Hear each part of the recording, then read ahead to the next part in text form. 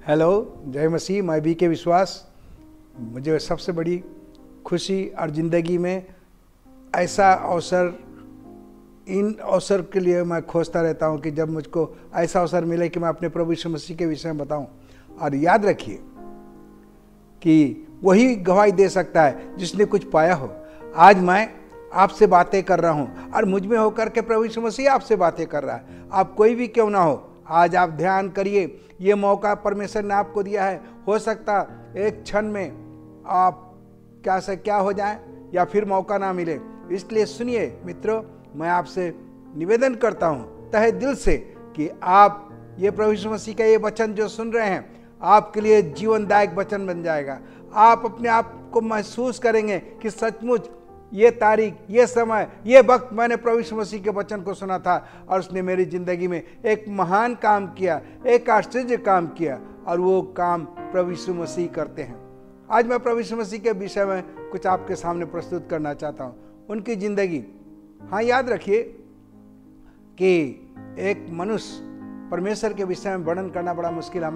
मेरी ये क्षुद्र जिह्वा से मैं वर्णन नहीं कर सकता हूँ, परंतु फिर भी मैं खुश हूँ कि मैं कुछ बोल सकता हूँ आज प्रभु यीशु मसीह के। मेरे पास 1000 जीभ भी होती तो मैं उसके वर्णन करता और मैं उसके प्रेम के विषय में, यदि सारे संसार के ये दरख्त, ये गाछ यदि कलम बन जाते और ये संसार का जितना पानी है वो यदि स्याही बन जाता तो मैं उसके प्रेम के विषय में वो लिखता कि हाय, प्रभु ने हमारे वास्ते क्या क्या रहा। हम अनजान रह गए, हम प्यासे रह गए, जबकि जीवन का जल आया और हमने उनको नहीं पहचाना।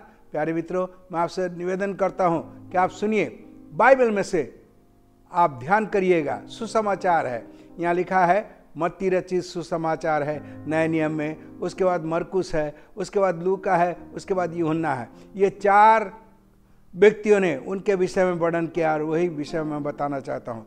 प्रभु यीशु मसीह, उनका अद्भुत जन्म हुआ। पवित्र कुंवारी के द्वारा से प्रभु यीशु मसीह इस संसार में आए और बहुत से शास्त्र इस दुनिया में सपोर्ट भी करते हैं। प्रभु यीशु मसीह का धन्यवाद हो।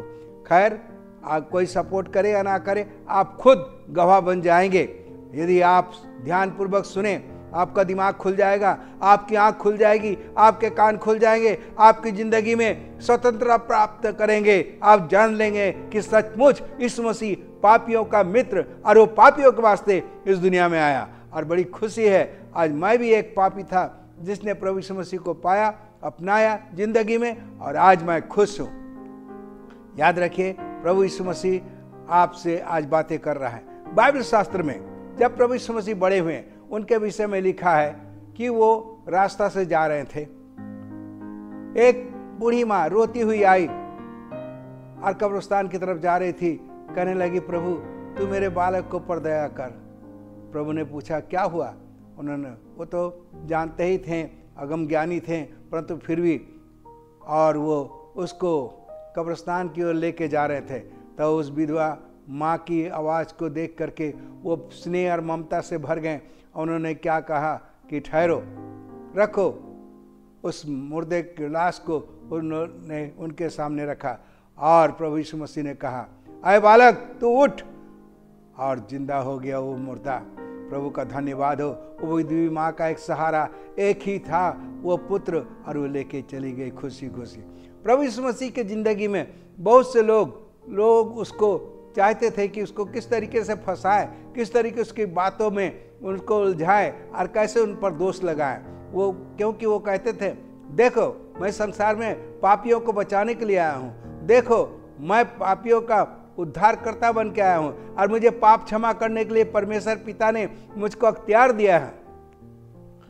और उस समय के लोग, यहूदी लोग विशेषकर, वो नहीं चाहते थे कि कोई इस तरीके से उनका अख्तियार छीन ले। वो अपने कर्मों की बातों में फंसे हुए थे, वो पुराने नियम के नाना प्रकार की विधि में। आज हम लोग भी इसी तरीके से नाना प्रकार की विधियों में, नाना प्रकार के पुराने तौर तरीका में उलझे हुए हैं, खोए हुए हैं और ध्यान भी नहीं देते। कुछ तो लोग ख्याल ही नहीं करते हैं कि उनकी इस जिंदगी के बाद क्या होगा। परंतु मित्रों, आज मैं आपसे निवेदन करता हूँ कि आप जरा ध्यान दीजिए ताकि आपका भविष्य एक सुनहरा भविष्य बन जाए। एक ऐसा अवसर आज आपकी जिंदगी में कहें, धन्य ये शाम जिस प्रभु के दास बी के विश्वास ने यह प्रचार किया और छुटकारा के विषय में बताया। तो मैंने आपको बताया कि उन्होंने एक मुर्दा को जिंदगी दिया।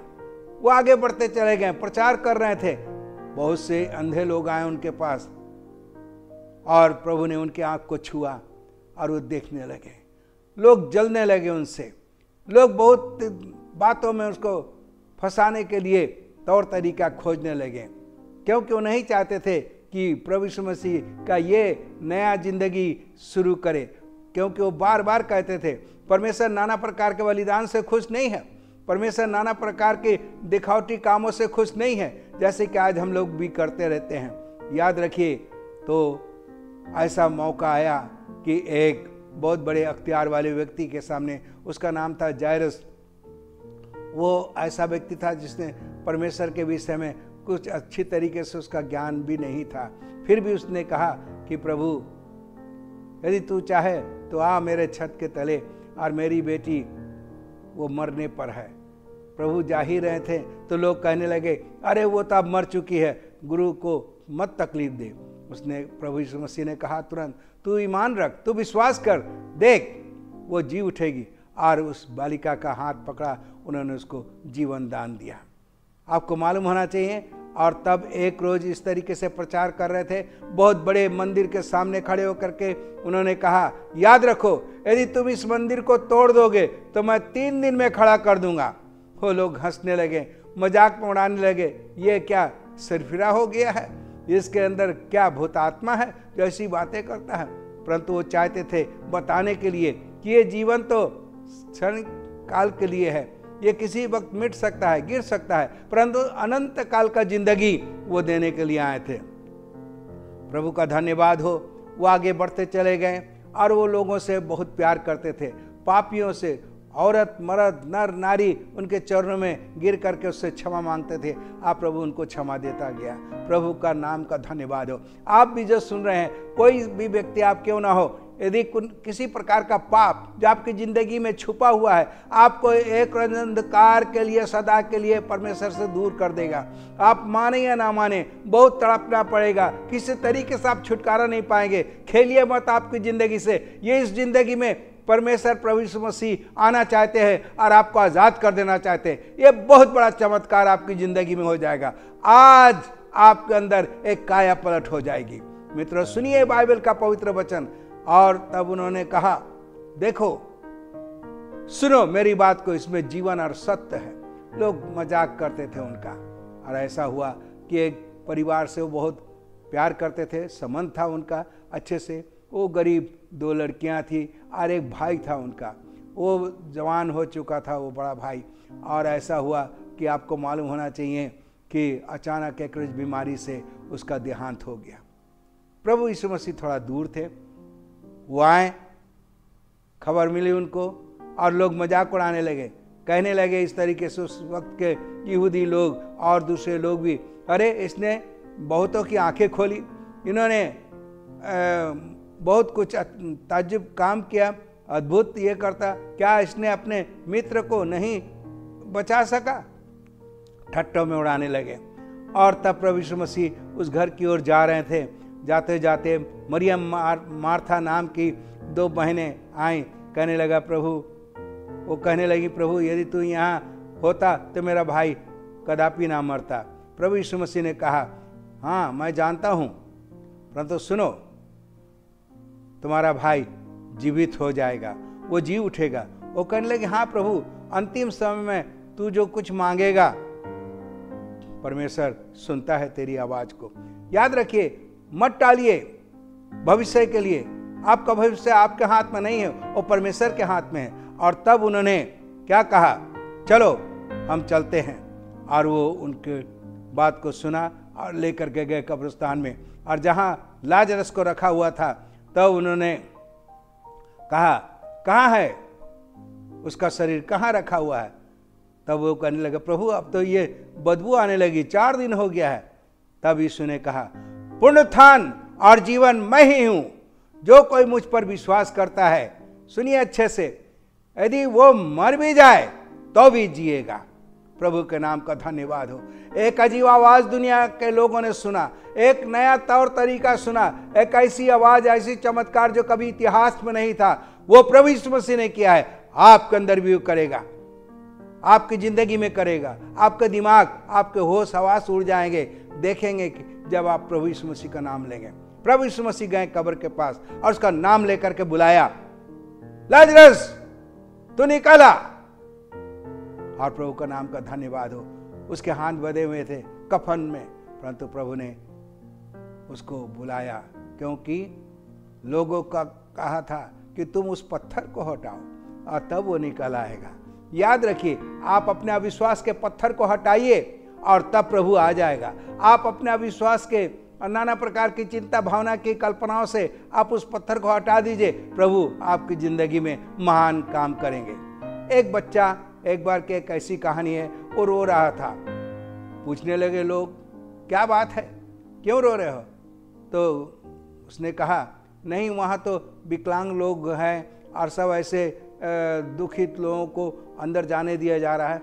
बोले किसने बुलाया है? बोले वो कहते हैं मैंने सुना है कि यीशु मसीह ने बुलाया है और सबको, परंतु मैं तो विकलांग नहीं हूँ, मैं तो क्या करूँ, मेरे माँ बाप भी दूर हैं, मैं जाना चाहता हूँ अंदर। तो उसने कहा, क्या मैं तेरी मदद कर सकता हूँ? बोले जरूर करिए ना, मैं तो कुछ नहीं कर सक रहा हूँ क्योंकि मैं विकलांग नहीं हूँ, मैं ठीक हूँ। तो उस व्यक्ति ने कहा, सुनो, तुम प्रभु यीशु मसीह को ग्रहण करो, कहो हे प्रभु मैं तुझको विश्वास करता हूँ, मैं तुझ पर यकीन करता हूँ, तू जो इस दुनिया में परमेश्वर का पुत्र आया है और तू हमें बचाएगा, मैं ये यकीन करता हूँ। और तब उसके वास्ते अपने आप दरवाज़ा खुला और उसको अंदर जाने का मौका लगा। प्यारे मित्रों, सारे पापों का क्षमा परमेश्वर करने के लिए तैयार है, परंतु आखिरी पाप यह है और शुरू का पाप यह है कि यदि आप प्रभु यीशु मसीह को अपना उद्धारकर्ता नहीं मानेंगे, क्योंकि परमेश्वर ने कहा है, देखो मैंने अपने पुत्र को भेजा है और तुम विश्वास करो तो तुम्हारे सारे पाप क्षमा होंगे। सब ने पाप किया, परमेश्वर से दूर है, कोई भी परमेश्वर का खोजने वाला नहीं, परंतु बाइबल शास्त्र में लिखा वो खोए हुए को, भटके हुए लोगों को, पापियों को बुलाने के लिए आया है। आपको कुछ लाने की जरूरत नहीं है, बस नम्र हो जाइए, कहिए मैं तुझको ग्रहण करता हूँ प्रभु, तू मुझको स्वीकार कर प्रभु, तू मुझको अपना ले प्रभु।